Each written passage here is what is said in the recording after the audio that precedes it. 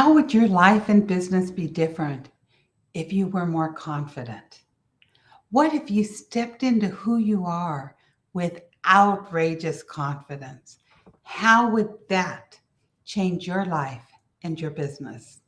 That's exactly what we'll be speaking about today is how to step into who you are with outrageous confidence.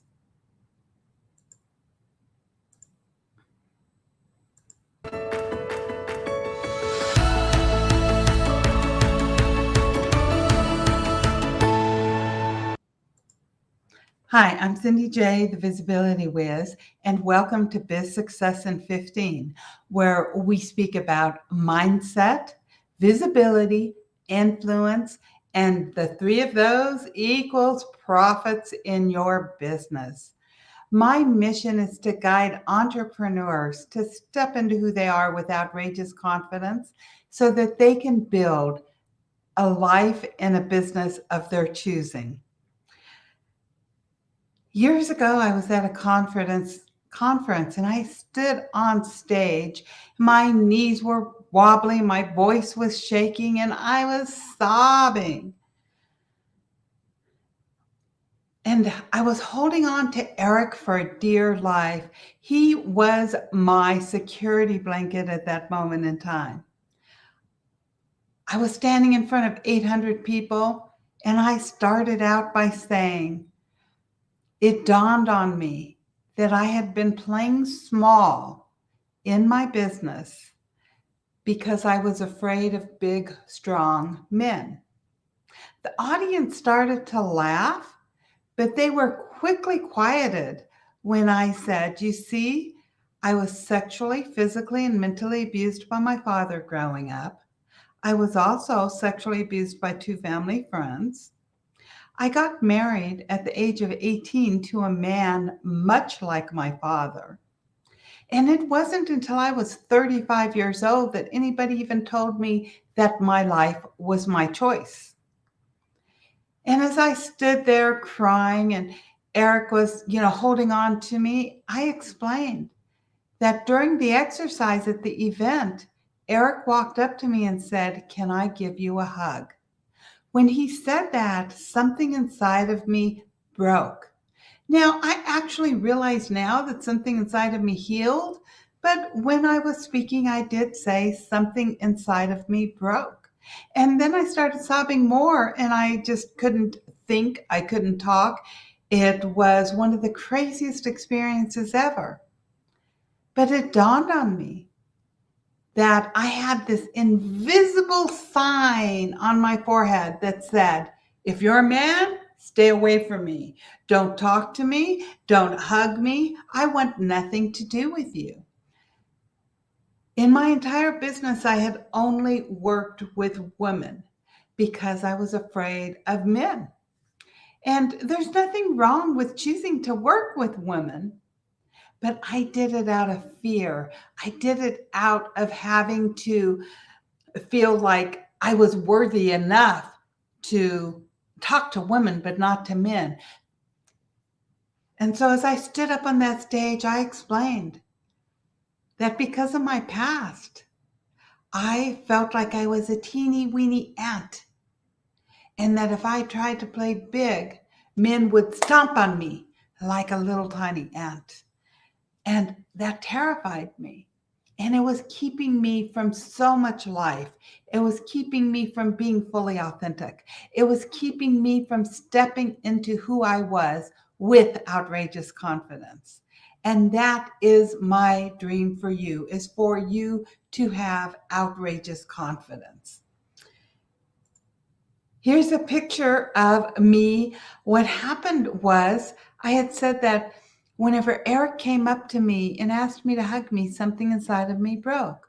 Well, gentlemen in the audience jumped up on stage to give me a hug. And within a minute, all these men were surrounding me. Yep, I'm in there somewhere in the middle of all these men who were surrounding me with pure, unconditional love. It was a huge healing moment for me. Now, had I thought for one moment, I wouldn't have stepped up on that stage in front of 800 people and told them about my life story. but I didn't think I was driven. It was like there was somebody inside of me forcing me to get up on that stage and share my story.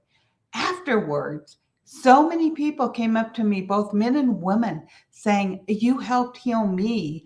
Your story is similar to mine. You helped me understand my wife or my daughter or my sister or my mother." It was such a healing moment for so many people. Now, had I not stepped up, how many people would not have been helped that day? How many people would not have had a little bit of a healing? And that's why it's so important for you to step into who you are with outrageous confidence so that you can help those that you're meant to help. You have a message, you have a mission to share. And when you're not sharing it and you're not showing up authentically, you are not being true to the people that you're meant to serve. So, what is outrageous confidence? If you look at, there you are. If you look at, okay, confidence is full trust, belief in the powers, trustworthiness, or reliability of a person or thing. It's the belief in oneself and one's powers or abilities. It's self-confidence, resilience, and assurance. That's what confidence is. And what is outrageous? Outrageous is highly unusual or unconventional. It's extravagant. It's remarkable. It's very bold, unusual, or startling.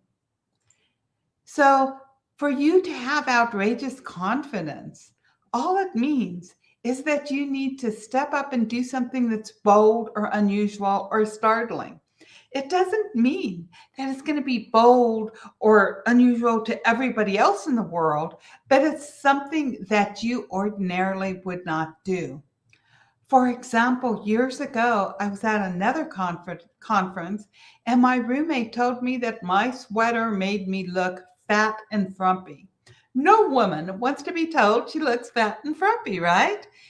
And she goes, "I would never wear that sweater in public again. I would only wear it in my house." So for 2 years, I only wore that sweater in my house because I didn't want to be fat and frumpy. One day it was chilly outside and I had some errands to run. So I just grabbed my sweater and I went out and ran these errands. I went to 3 different stores. At each store, somebody stopped and told me how beautiful I was and how beautiful my sweater was and complimented me. And I thought, why in the world am I listening to this one lady that told me I looked fat and frumpy? When obviously it wasn't everybody's opinion. So I went home and I had my husband take a full-length picture of me wearing my sweater, and I sent it to my entire email list. This was me being outrageously confident. It was me doing something bold, startling, and unusual for me. And so it doesn't have to be something huge.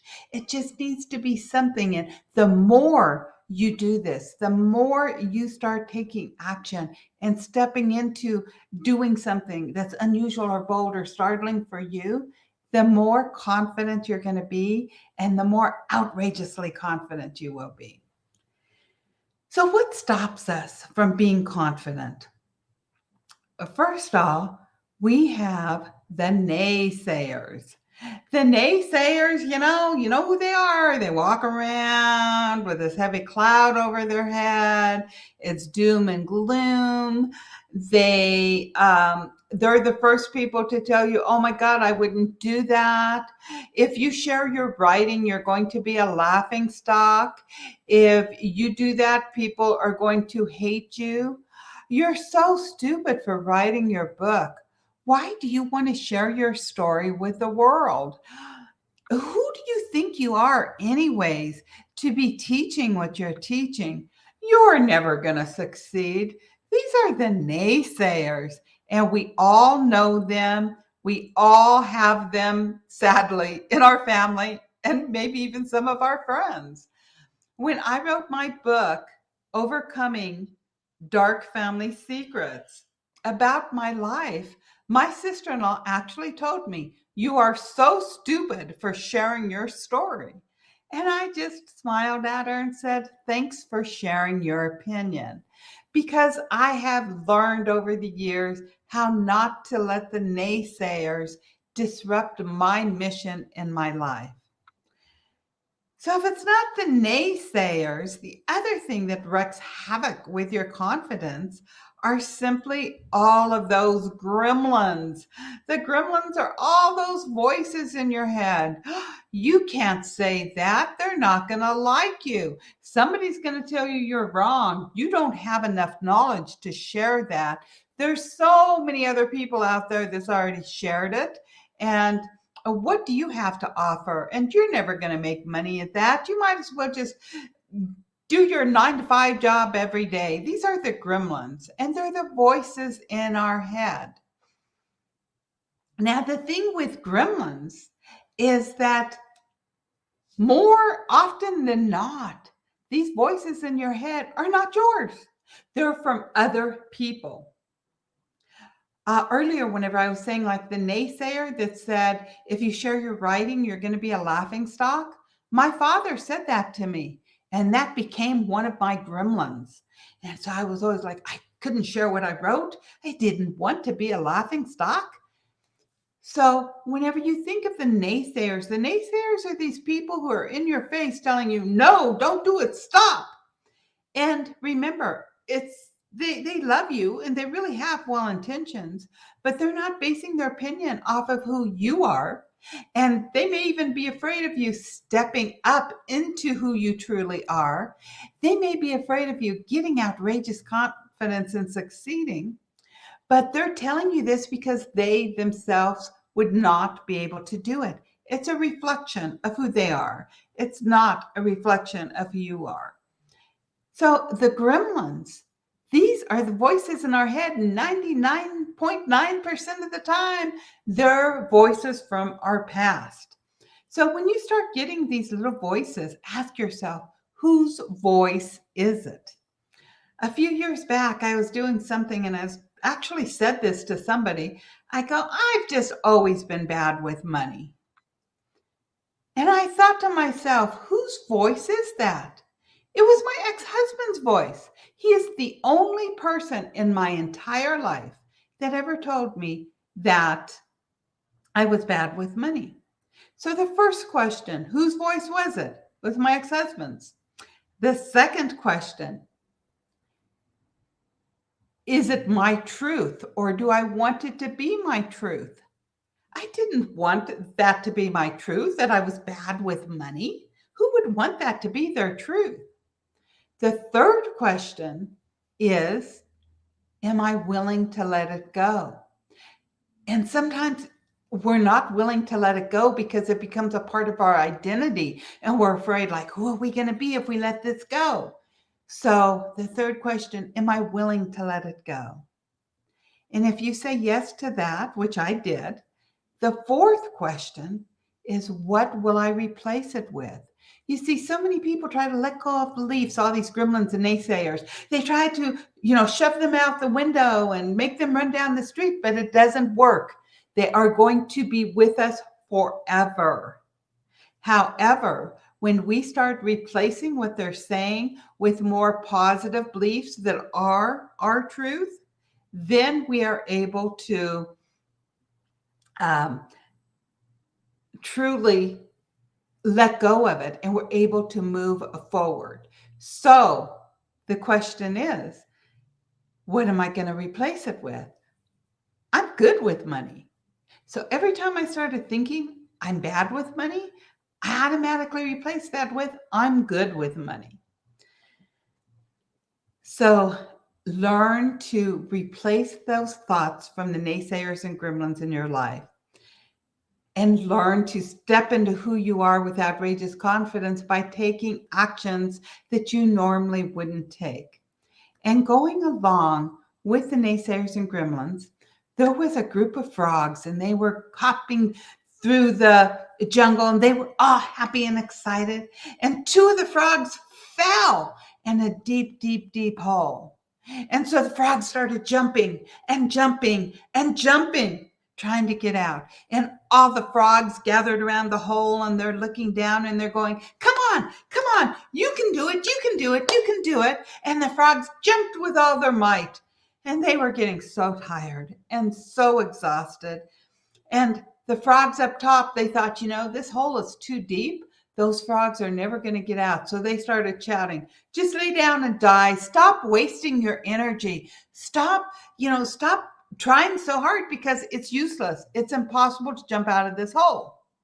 So one of the frogs laid down and died. The other frog kept jumping and jumping. And the frogs are like, stop using your energy. Just lay down and die. And the frog kept jumping and jumping. And he jumped out of the hole.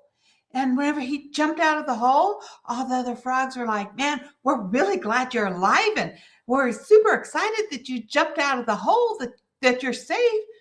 But how come you didn't listen to us when we told you that it was useless, that it was impossible to jump out of the hole? And the little frog looked at all the other frogs and he goes, I'm deaf. I thought you were cheering me on. So whenever you look at the naysayers in your life and the gremlins, just reverse it and say, they are cheering me on.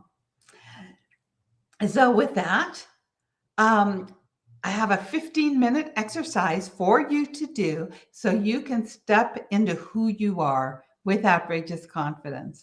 I want you to ask 5 of your friends and family to share 3 things that they absolutely love about you and ask them 3 things that they think that you could work on. And then review these. And what I want you to do is I want you to own the positive. Most of us, we can I see that that's not one of my good traits. I need to work on that. But I don't want you to focus on those. I want you to focus on what they say is good about you, your strengths, and own it, because this is how other people see you. They see your strengths. They see your brilliance. They see your love. And this is how I hope that you start seeing yourself. And so go out there and step into who you are with outrageous confidence. Be sure to join me next week for another episode of Biz Success in 15. Big hugs. Bye-bye.